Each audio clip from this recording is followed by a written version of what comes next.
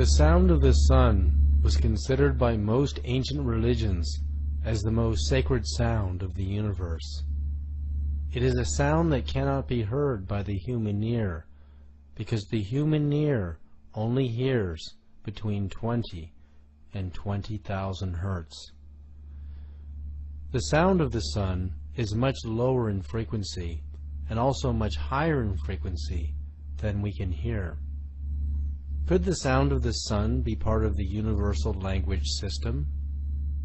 NASA has recorded the actual sound of the sun in deep space and compressed the inaudible waves so that human ears can hear it.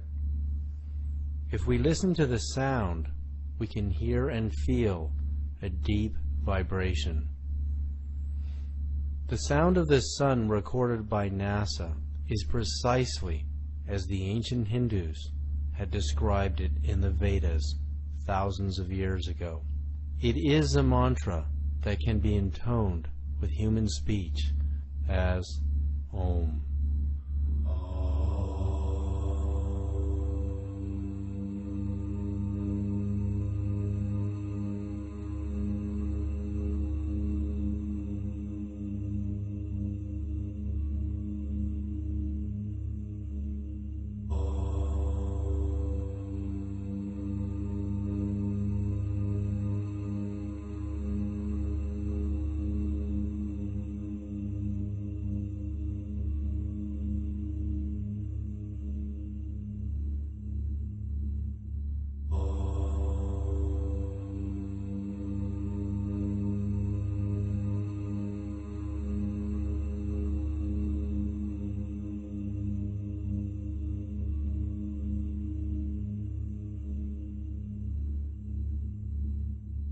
In the 6th century BC, Pythagoras also heard the sound of the sun and described it as a deep resonant hum with higher frequencies blended into it.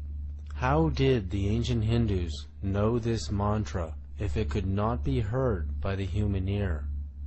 Could they have actually peered into the universal consciousness and perceived it? As human language and the language of nature cannot travel faster than the speed of sound as a sound wave, language as information can travel at the speed of light and beyond by entangling itself on more subtle energies.